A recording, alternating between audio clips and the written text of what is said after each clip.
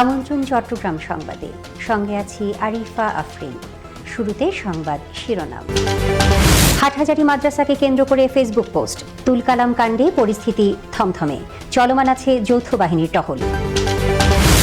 চট্টগ্রামে হাইকোর্টের circuit bench স্থাপনের দাবি জোরালো হচ্ছে। যুগের পর যুগ ভোগান্তির শিকার হচ্ছেন চট্টগ্রামের বিচার প্রার্থীরা। সীতাকুণ্ডে দীর্ঘদিন ধরে বন্ধ রাষ্ট্রায়ত্ত প্রতিষ্ঠান গুল আহমদ জুট মিল। রাতের আঁধারে মিল থেকে চুরি হচ্ছে বৈদ্যুতিক তার এবং দামি যন্ত্রাংশ। উজান থেকে নেমে আসা পাহাড়ি ঢলে হঠাৎ খাগড়াছড়ি শহরের বিভিন্ন এলাকা প্লাবিত, ঘরবন্দি শত শত পরিবার। বান্দরবানে যথাযথ ধর্মীয় ভাব গাম্ভীর্যের মধ্য দিয়ে উদযাপিত হয়েছে পবিত্র মধু পূর্ণিমা। শুনছিলেন সংবাদ শিরোনাম, এবারে বিস্তারিত। হাটহাজারী মাদ্রাসাকে কেন্দ্র করে ফেসবুক পোস্ট। তুলকালাম কাণ্ডে পরিস্থিতি থমথমে। মাদ্রাসা শিক্ষার্থী ও সুন্নি সমর্থকদের রক্তাক্ত সংঘাতে আহত হয় শতাধিক মানুষ। এর মধ্যে আশঙ্কাজনক অন্তত 15 জন। পুলিশ জানায় বর্তমানে পরিস্থিতি স্বাভাবিক রয়েছে, চলমান আছে যৌথ বাহিনীর টহল। বিস্তারিত জানাচ্ছেন সহকর্মী সোহেল মাহমুদ। দুপুরের ব্যস্ত জনপদ সন্ধ্যার পর মুহূর্তেই পরিণত হলো রণক্ষেত্রে। হাটহাজারী মাদ্রাসাকে কটাক্ষ করে ফেসবুকে একটি পোস্টকে ঘিরে শুরু হয় বাকবিতণ্ডা, আর তা মুহূর্তেই গড়িয়ে যায় ধাওয়া পাল্টা ধাওয়ার সংঘর্ষে। লাঠি, রড আর পাথরের আঘাতে রাস্তা জুড়ে তৈরি হয় হাহাকার। ভাঙচুরে অচল হয়ে পড়ে হাটহাজারী পুরো জনপদ, বন্ধ হয়ে যায় যান চলাচল। সংঘর্ষে আহত হন অন্তত শতাধিক মানুষ। এর মধ্যে 15 জনের অবস্থা আশঙ্কাজনক। পুরো এলাকা জুড়ে সৃষ্টি হয় আতঙ্ক, ক্ষতিগ্রস্ত হয় অনেকেই। অনেক কষ্ট করে বের হয়েছি, শ্বাসরুদ্ধকর পরিস্থিতিতে আসলাম আমরা। আমার ক্ষয়ের পরিমাণ হচ্ছে যে ক্যাশ টাকা নিয়ে গেছে 30,000 টাকার মতো। গতকালকে বেচারিতে আমার রিজার্ভ ছিল, গতকালকে আমি ফুল বেচারিতে করতে পারিনি। ওটা 9:30 দিকে যদি প্রশাসন বা সেনাবাহিনী আসে তাহলে আমার দোকান লোড হয় না। আর্মিরা আসার পরে ছাত্রদেরকে চলে নিয়ে যায়, ও বাহিনীকে ওদিকে আর পুলিশ ভাইয়েরা নিয়ে যায়। কিন্তু যদি ওনারা আরও 9টায় আসতো, আসার পরে দুই গ্রুপকে নিয়ে যেত তাহলে এত ক্ষয়ক্ষতি হতো না। 144 ধারা জারি করার পরেও পরিস্থিতি নিয়ন্ত্রণে আনা সম্ভব হয়নি। পরবর্তীতে সেনাবাহিনী এসে পরিস্থিতি নিয়ন্ত্রণে আনতে সক্ষম হয়। আমি আপনাদেরকে কথা দিচ্ছি, আপনাদের যারা উদ্ধার হয়নি, আটকা পড়ে আছে, আমি আমার রেসপন্সিবিলিটিতে আপনাদের কাছে এনে পৌঁছায় দিব। এটা আমার কথা, ইনশাআল্লাহ। আমি আপনাদেরই লোক, আপনাদের ক্যাম্প কমান্ডার, ঠিক আছে? সো আমার উপরে এইটুকু ভরসা করেন। এই ঘটনায় পোস্টকারীকে আটক করা হয়েছে। বর্তমানে পরিস্থিতি স্বাভাবিক আছে, চলমান রয়েছে যৌথ বাহিনীর টহল।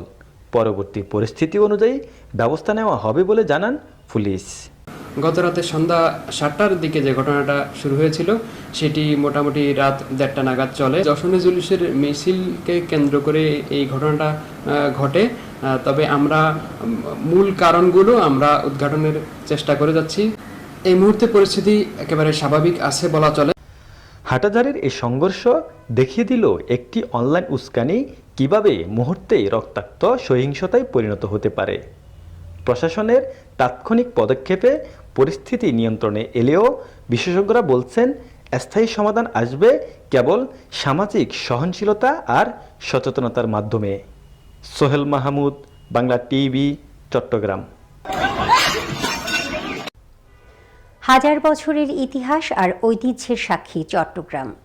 দেশকে উন্নয়নশীল দেশে পরিণত করতে বাণিজ্যিক রাজধানী খ্যাত চট্টগ্রামের অবদান থাকলেও হাইকোর্টের স্থায়ী বেঞ্চ না থাকায় চট্টগ্রামের বিচার প্রার্থীরা যুগের পর যুগ ভোগান্তির শিকার হচ্ছেন।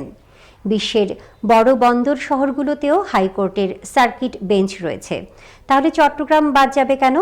এ নিয়ে সরব হয়েছেন চট্টগ্রামের আইনজীবী, ব্যবসায়ী সহ সংশ্লিষ্ট মহল। তারা বলছেন, সমতা, সম্মান এবং সংবিধান অনুযায়ী চট্টগ্রাম তার প্রাপ্য বুঝে পাবে। সুমন চক্রবর্তীর রিপোর্টে বিস্তারিত।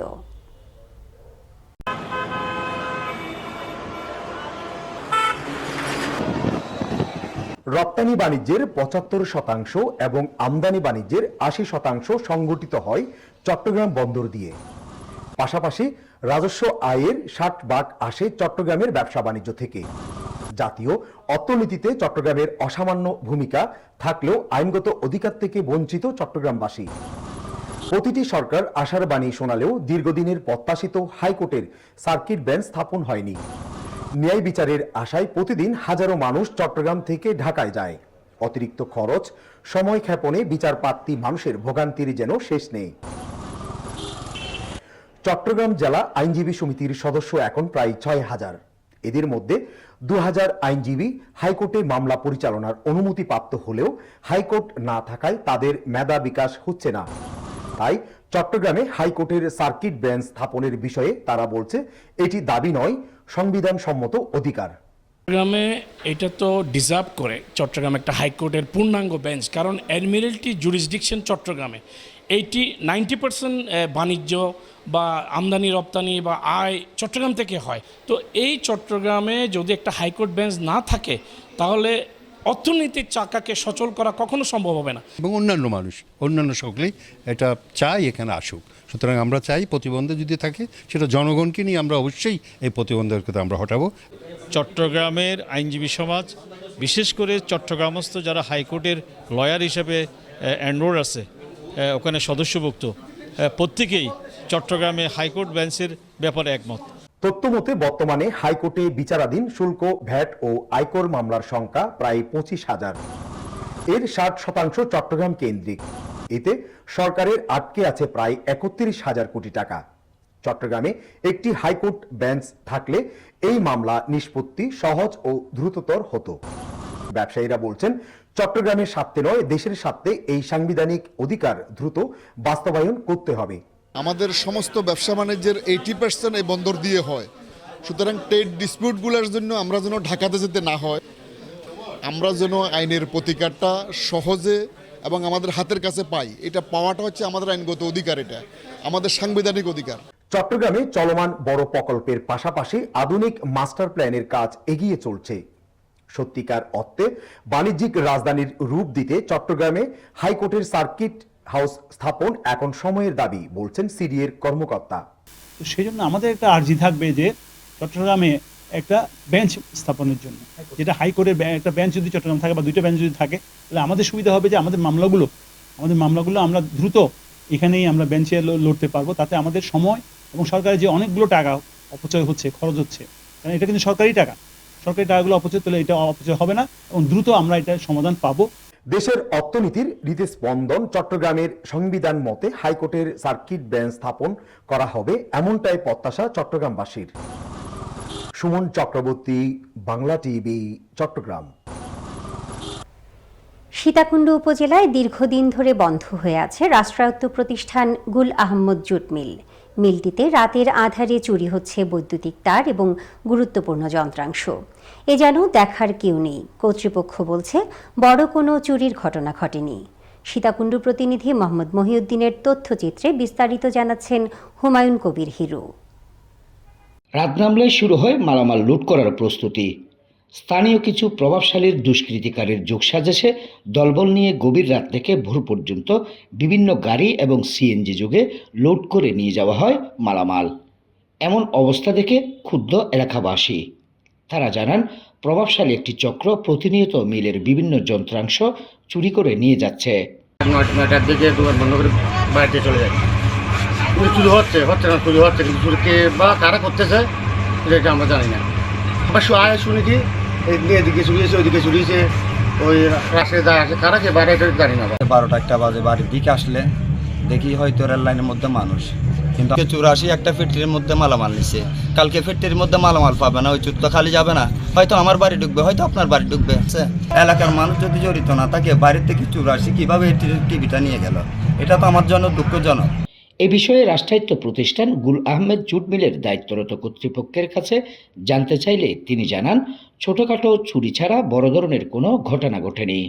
ওই টুকটাক তো এদিক ওদিক পড়ে আছে অনেক কিছু, ওগুলো কিন্তু মিল থেকে কোনো কিছু হচ্ছে না ব্রাদার। আমাদের 24 জন ছিল, এখন আমাদের 14 জন মতো আছে, 10 জন নিয়ে গেছে বিজেপি। কেটিএস এর আছে প্রায় 12 জন হবে, 10 থেকে 12 জন হবে। স্থানীয়দের দাবি, মিল কর্তৃপক্ষ এবং পুলিশ প্রশাসনের যৌথ উদ্যোগে অবিলম্বে এই চুরি বন্ধ এবং এইসব কাজে জড়িতদের বিরুদ্ধে ব্যবস্থা নিয়ে রাষ্ট্রীয় সম্পদ রক্ষা করা। হুমায়ুন কবির হিরু, বাংলা টিভি, চট্টগ্রাম। কয়েক ঘন্টার টানা বৃষ্টি ও উজান থেকে নেমে আসা পাহাড়ি ঢলে খাগড়াছড়িতে হঠাৎ বিভিন্ন এলাকা প্লাবিত হয়ে পড়েছে। এতে ঘরবন্দি রয়েছে প্রায় কয়েক শতাধিক পরিবার। জলাবদ্ধতার কারণে বিভিন্ন জায়গায় যোগাযোগ বন্ধ রয়েছে। আমাদের খাগড়াছড়ি জেলা প্রতিনিধি জানান, গতকাল সকাল থেকে খাগড়াছড়ি হঠাৎ চেঙ্গি নদীর পানি বৃদ্ধি পেয়ে জেলার বিভিন্ন জায়গায় নিম্নাঞ্চল প্লাবিত হয়। খাগড়াছড়ি পৌর শহরের সবজি বাজার, মুসলিম পাড়া, গঞ্জপাড়া, গরুবাজার, শান্তিনগর, মহিলা কলেজ রোড, শব্দমিয়া পাড়া, খংপুরিয়া সহ বেশ কিছু এলাকা প্লাবিত হয়ে যান চলাচল বন্ধ রয়েছে। স্থানীয়রা জানান, গতকাল হালকা বৃষ্টি হয়েছিল। সকালে ঘুম থেকে উঠে পানি দেখতে পান। হঠাৎ করে এত পানির স্রোত কোথা থেকে আসলো কিছু বলতে পারছে না স্থানীয়রা। আবার অনেকের ঘরবাড়ি পানিতে তলিয়ে গেছে। এদিকে আকস্মিক বন্যায় ক্ষতিগ্রস্তদের নিরাপদ আশ্রয়ে চলে যেতে প্রশাসনের পক্ষ থেকে মাইকিং করা হচ্ছে। বান্দরবানে যথাযথ ধর্মীয় ভাব গাম্ভীর্যের মধ্য দিয়ে উদযাপিত হয়েছে পবিত্র মধু পূর্ণিমা। গতকাল সকালে বৌদ্ধ ধর্মাবলম্বীরা বৌদ্ধ বিহারে গিয়ে পঞ্চশীল গ্রহণের মধ্য দিয়ে অনুষ্ঠানের সূচনা করে। পঞ্চশীল গ্রহণের পর বিহারে ভগবান বুদ্ধের উদ্দেশ্যে পুণ্যার্থীরা মধু মিশ্রিত পায়েস, বিভিন্ন জাতের ফল ও ছোয়াইং পান করেন। এ সময় রাজগুরু বৌদ্ধ বিহারের বিহারাধ্যক্ষ ভদন্ত কেতু মহাথের, উজানিপাড়া রাজগুরু মহাবৌদ্ধ বিহারের বিহারাধ্যক্ষ ভদন্ত ডক্টর সুবালঙ্কারা মহাথের উপস্থিত ছিলেন। ফটিকছড়িতে অস্ত্র উদ্ধার ও দায়ের করা মামলার এক সপ্তাহ পার হলেও গ্রেফতার হয়নি কোনো আসামি। আমাদের ফটিকছড়ি প্রতিনিধি জানান, এক সপ্তাহ আগে ফটিকছড়িতে বিদেশি একটি 9mm অস্ত্র উদ্ধারের ঘটনায় দায়ের হওয়া দুটি মামলায় ইকবাল হোসেন শাকিল ও তার মা রহিমা বেগম সহ 7 জনকে আসামি করা হয়। এ সময় পিস্তলের সাথে 3 রাউন্ড গুলিও উদ্ধার করা হয়। কিন্তু এক সপ্তাহ পেরিয়ে গেল, এখনো পর্যন্ত কোনো আসামিকে গ্রেফতার করতে পারেনি পুলিশ। পুলিশ বলছে, আসামিদের গ্রেফতারে অভিযান অব্যাহত রয়েছে। চট্টগ্রাম উত্তর বন বিভাগের করেরহাট রেঞ্জের আওতাধীন সংরক্ষিত বনাঞ্চল এলাকা থেকে অবৈধ উত্তোলনকৃত বালু প্রতিস্থাপন করেছে বন বিভাগ। বিভিন্ন সময়ে উত্তোলনকৃত 1,250,000 ঘনফুট বালু চট্টগ্রাম বিজ্ঞ আদালতের নির্দেশে প্রতিস্থাপন করা হয়। আমাদের মিরসরাই প্রতিনিধি জানান, সম্প্রতি চট্টগ্রাম বন আদালতে সিনিয়র জুডিশিয়াল ম্যাজিস্ট্রেট জব্দকৃত বালি প্রতিস্থাপন করার রায় ঘোষণা করেন। গতকাল করেরহাট ইউনিয়নের গেরামারা বড়ঘলি এলাকায় প্রতিস্থাপন কার্যক্রম পরিচালনা করা হয়। সহকারী বন সংরক্ষক হারুনুর রশিদের সার্বিক দিক নির্দেশনায় করেরহাট রেঞ্জ কর্মকর্তা তারিকুর রহমানের তত্ত্বাবধানে ও জোরারগঞ্জ থানা পুলিশের সহযোগিতায় বন বিভাগের বিভিন্ন রেঞ্জের কর্মকর্তা কর্মচারী এ সময় উপস্থিত থেকে এই প্রতিস্থাপন কার্যক্রম পরিচালনা করেন। চট্টগ্রামের পটিয়া উপজেলার হরিণখাইন রাস্তার মাথায় যাত্রা শুরু করল আধুনিক সুযোগ সুবিধা সম্পন্ন ফাতেমা কনভেনশন হল। এ সময় ফাতেমা কনভেনশন হলের কর্ণধার মুজিবুর রহমান ও তার সহধর্মিনী নীলুফা ইসলাম আখির তত্ত্বাবধানে অনুষ্ঠানে প্রধান অতিথি ছিলেন কেডিএস গ্রুপের চেয়ারম্যান, চট্টগ্রাম মেট্রোপলিটন চেম্বারের প্রেসিডেন্ট খলিলুর রহমান। সামাজিক ও সাংস্কৃতিক কর্মকাণ্ডে এই কনভেনশন হল বিশেষ ভূমিকা রাখবে বলে আশাবাদ ব্যক্ত করেন কেডিএস গ্রুপের চেয়ারম্যান খলিলুর রহমান। নানা আয়োজনের মধ্য দিয়ে বান্দরবানে মিলাদুন্নবী সাল্লাল্লাহু আলাইহি ওয়াসাল্লাম উপলক্ষে বর্ণাঢ্য র্যালি ও আলোচনা সভা অনুষ্ঠিত হয়। গাউসিয়া কমিটি বাংলাদেশ বান্দরবান জেলা শাখার আয়োজনে সকালে বান্দরবান কেন্দ্রীয় ঈদগাহ মাঠ থেকে র্যালিটি বের হয়ে শহরের প্রধান প্রধান সড়ক প্রদক্ষিণ করে পুনরায় একই স্থানে গিয়ে শেষ হয়। এ সময় গাউসিয়া কমিটি বাংলাদেশ বান্দরবান জেলা শাখার সভাপতি আজহাবউদ্দিন চৌধুরী, গাউসিয়া কমিটি বাংলাদেশ বান্দরবান জেলা শাখার সাধারণ সম্পাদক মাওলানা আবু তালেব মইদি, মিলাদুন্নবী উদযাপন কমিটির সদস্য সচিব তমিজউদ্দিন চৌধুরী সহ জেলা, সদর ও বিভিন্ন ইউনিয়নের ধর্মপ্রাণ মুসল্লিরা এ সময় উপস্থিত ছিলেন। শেষ করব চট্টগ্রাম সংবাদ। যাবার আগে সংবাদ শিরোনামগুলো জানিয়ে দিচ্ছি আরও একবার। হাটহাজারী মাদ্রাসাকে কেন্দ্র করে ফেসবুক পোস্ট, তুলকালাম কাণ্ডে পরিস্থিতি থমথমে, চলমান আছে যৌথ বাহিনীর টহল।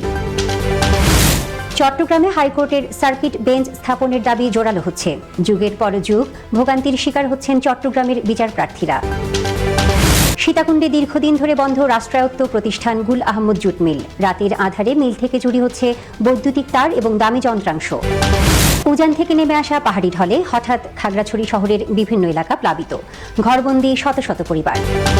বান্দরবানে যথাযথ ধর্মীয় ভাব গাম্ভীর্যের মধ্য দিয়ে উদযাপিত হয়েছে পবিত্র মধু পূর্ণিমা। এই ছিল আজকের চট্টগ্রাম সংবাদ। বাংলা টিভির সব অনুষ্ঠান দেখতে ভিজিট করুন বাংলা টিভির ফেসবুক পেজ, ইউটিউব ও ওয়েবসাইট। এতক্ষণ আমাদের সঙ্গে থাকার জন্য ধন্যবাদ।